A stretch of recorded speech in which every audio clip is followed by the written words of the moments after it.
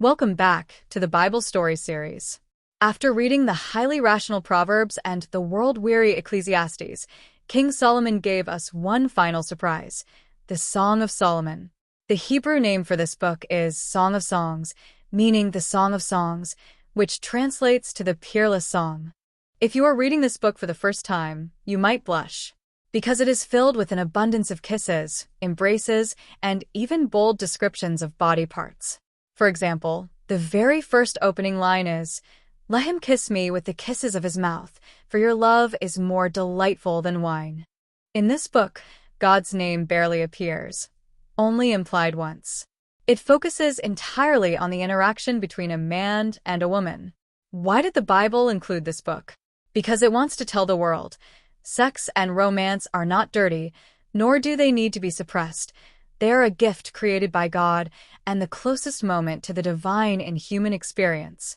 Ancient Jewish rabbis even said, if the entire Bible were lost, keeping just the Song of Songs would be enough, because it is the Holy of Holies of the Bible. There are two main characters in this love story. The male lead is the wealthy and wise King Solomon. The female lead is a country girl with sun-darkened skin, named the Shulamite. This is a typical King and Cinderella story, but in this book, their status is equal. The Shulamite girl was initially very insecure. She said, "Do not stare at me because I am dark, because I am darkened by the sun." She felt she was not worthy of the king. But Solomon had eyes only for her. He did not look at her the way he looked at his concubines, but instead called her my darling, my beautiful one. Under the filter of love, this country girl became the most noble princess in the world. This book dedicates a large amount of space to their mutual praise.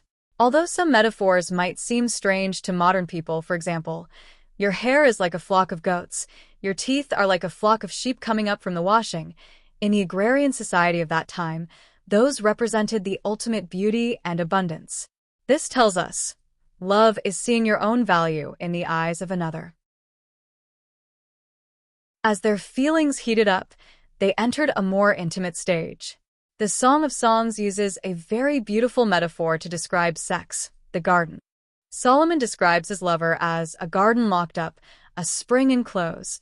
This means her body is precious, not something just anyone can casually enter. It is exclusively for her husband. When the wedding night arrives, the Shulamite issues an invitation.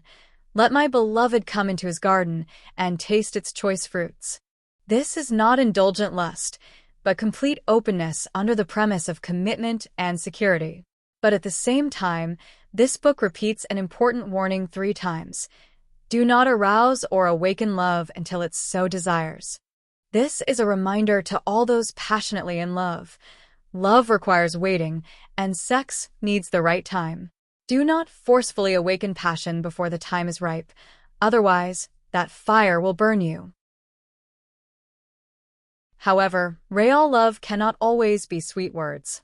The Song of Songs very realistically records the conflicts and alienation in a relationship. The Shulamite had a nightmare, or a real experience. She was sleeping and heard her lover knocking on the door.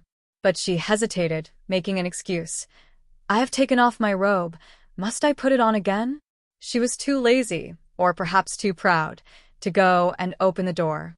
By the time she finally got up to open the door, her lover had already left. That sense of loss struck instantly. With disheveled hair, she ran into the city to search for him and was even beaten and bruised by the patrolling watchmen. She cried out in the streets, "Daughters of Jerusalem, if you find my beloved, tell him I am faint with love." This description is profound. Love can be wounded. When we become cold and self-centered in a relationship, intimacy disappears. And the price of reclaiming love is often a painful search and shattered pride. Besides coldness, love has other enemies. There is a famous quote in the book, "Catch for us the foxes, the little foxes that ruin the vineyards." When the vineyards are in bloom, little foxes will sneak in and gnaw at the roots. In love, what are the little foxes? They might not be earth-shattering betrayals, but rather those small, neglected issues, an unresolved argument, a hidden secret, a little bit of jealousy, or impatience caused by busyness. These seemingly insignificant little foxes, if not caught, will eventually destroy the entire vineyard of love. The Song of Songs teaches us, maintaining a relationship requires constant vigilance, pruning the weeds, and driving away the foxes. After going through passionate love, conflict, separation, and reconciliation, their love has matured.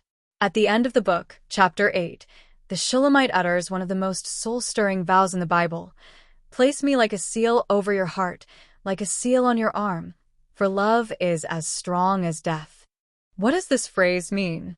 A seal was an ancient person's identification card, representing, I belong to you, and you completely belong to me. And love is as strong as death, because death is a force humans cannot resist. No one can escape death. But true love possesses the same irresistible power. She continues, many waters cannot quench love, rivers cannot sweep it away. This is the core of the Song of Songs. Love is not just romance and sweet nothings. It is a resilient covenant. No matter how difficult the environment, no matter how many rushing waters strike, this fire of love will never be extinguished. The story ends, but the echoes of the Song of Songs linger. For the Jewish people, this book is not just about the romantic love between a man and a woman, but also about the love between God and Israel. For Christians, it is about the love between Christ and the Church. But for every ordinary reader, it tells us first and foremost, love is sacred. In this era where fast food dating culture prevails, the Song of Songs is like a breath of fresh air. It tells us, sex is beautiful, but it must be within the garden of a covenant. Love is passionate, but it requires a commitment as strong as death.